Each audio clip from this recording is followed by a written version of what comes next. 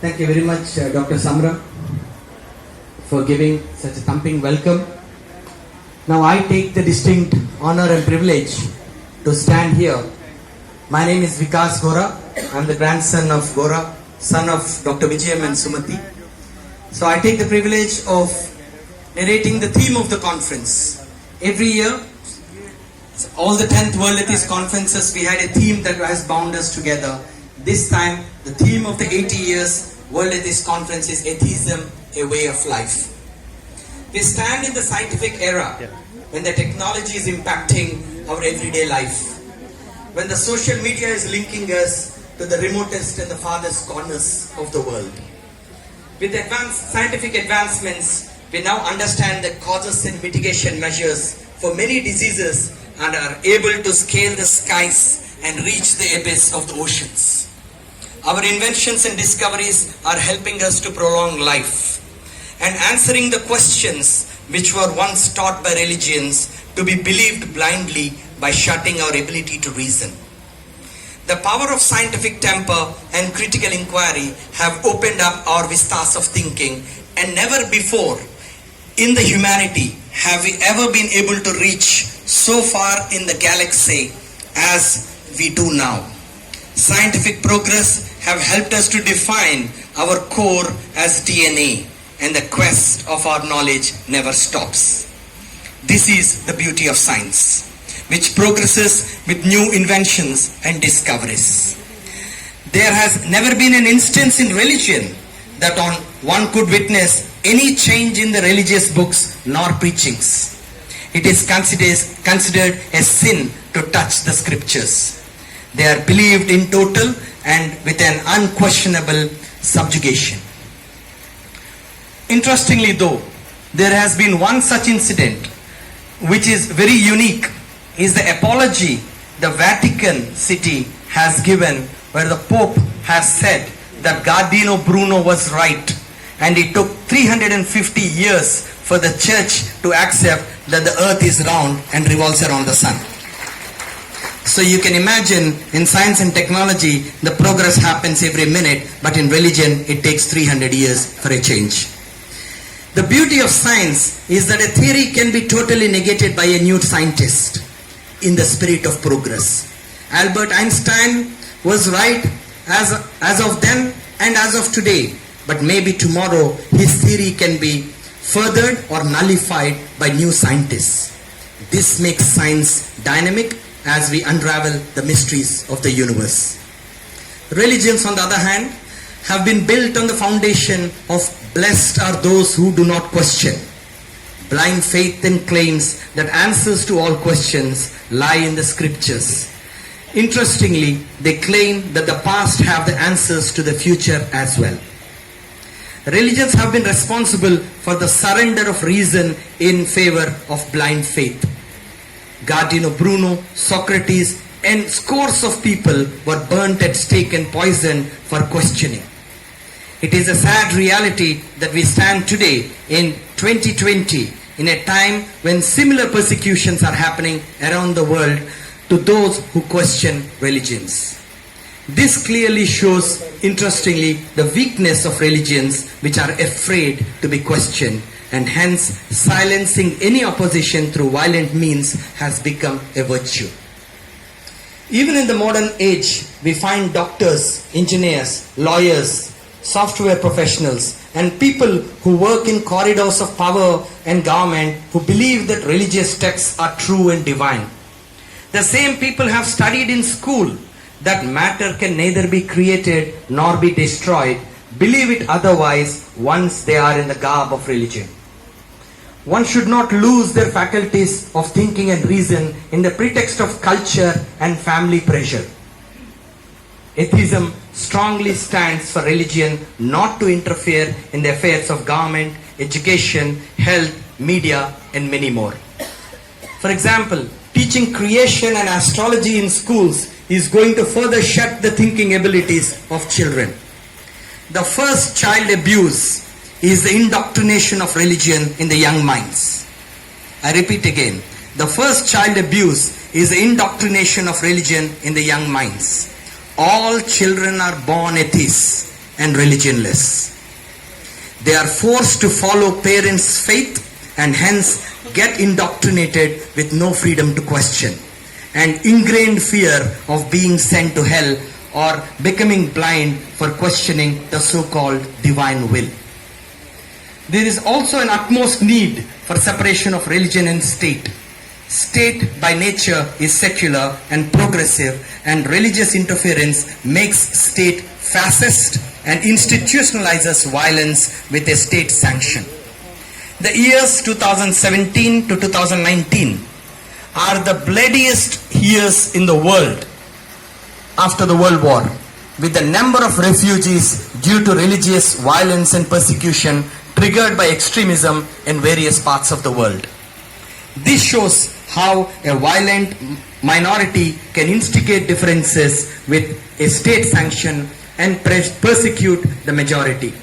These kind of acts have been responsible for the deaths of millions in the past and in the present. Religion can be a private matter and cannot and should not be brought into the marketplace and governance.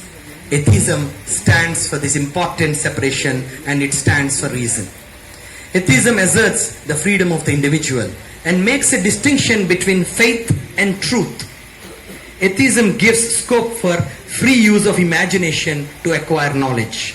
Atheists are also form opinions, formulate theories, and enjoy fancies, but they do not timidly close the mind. Unlike theism, atheism proceeds boldly with an open mind from faiths to truths through the method of verification with further facts. Whereas theism stops with faith, atheists go to the truth. Atheism adopts the scientific method for acquiring knowledge. What is capable of verification and necessary for the individual should be tested and known. What is incapable of verification or unnecessary for the present need should be respected as an opinion. To respect an opinion is not to accept it as a truth. It is a social norm to enable the growth of knowledge. Unless the free flow of opinions is permitted and recognized, we will lose the benefit of imagination. The danger is not in respecting an opinion, but mistaking it to be truth and being violently trying to protect it. Atheists face facts without fear. What is to be done concerns them more than why is it so. History seldom repeats itself for atheists. Do's or don'ts are prescribed by religions breed sectarianism, secrecy or discomfort, and it's evidently outmoded. And it has been rejected, and a new form is required to keep life happy, progressive and sociable, so that together we stand as humans. As Gora mentioned, atheist way of life is full of initiative. It is continually progressive towards increasing happiness every time through scientific understanding and technological control of the forces of the world. Its objective is equality, its method is openness, its means is political action, its driving force is the moral freedom of the individual. Gora's conversations with Gandhi aptly captured an atheist in the Atheist with Gandhi highlights the distinction of atheism and theism, which later on made Gandhi change his opinion on atheism and atheists. In his conversation, he said, "Godlessness is negative. It is merely denies the existence of God. Atheism is positive. It asserts the condition that results from the denial of God." Atheism bears a positive significance in the practice of life. Belief in God implies subordination of man to the divine will. In various religions, man's life is subordinated to karma or fate. In general, theism is the manifestation of the feelings of slavishness in man. Conversely, atheism is the manifestation of feeling of freedom in man. Thus, theism and atheism are opposite, and they represent the opposite feelings, namely dependence and independence. I find that the atheistic outlook provides a favorable ground for the cosmopolitan practices. acceptance of atheism at once pulls down the barriers of caste and religion between man and man. Acceptance of theism at once pulls down the caste and religious barriers between man and man. There is no longer a Hindu, a Muslim, a Christian. All are human beings. Further, the atheistic outlook puts man on his legs. There is neither divine will nor fate to control his actions. The release of free will awaken Harijans and the depressed classes from the stupor of inferiority into which they were pressed all these ages, when they were made to believe that they were fated to be untouchables. So, I find atheistic outlook helpful for my work. The results justify my choice. Gora stating to Gandhi. Morality and ethics is a social necessity. It is not limited to religions. Self-discipline keeps people moral in contrast with the impositions of primitive taboos and religious faiths.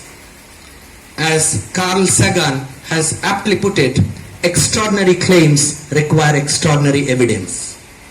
Extraordinary claims require extraordinary evidence, whereas religions do not provide even an ordinary evidence for their extraordinary claim. The key questions that are important in life for us are: is it really good for the world to think about the other world when this world requires urgent attention due to poverty, hunger, displacement, climate change, and scores of people becoming refugees? Is it really good for this world to terrify children of the hell and heaven and to make believe that humans, and especially women, are inferior? Is it really good to indoctrinate religious faith in the young minds with an unquestionable surrender to blind faith? Is it good that governments get guided by religious leaders, godmen, godwomen, and so-called people who have renounced the worldly pleasures, interfering in the affairs of the state? Is it really good that with the progress of science and technology, one is still made to believe in superstitions and obscurantist practices? Is it really good that in a modern society we still have persecutions of people in the name of religion? Is it really good that scientists and the literate community stoop to superstitions and stand as bad examples to the masses? Questioning, reasoning, and inquiry are the heartbeat of atheism. Bringing up of children in the freedom to think and discovery helps building a world of tolerance. Religious tolerance, extremism, and fundamentalism are existing because children are made to blindly follow the faith, and they turn out to be the future extremists.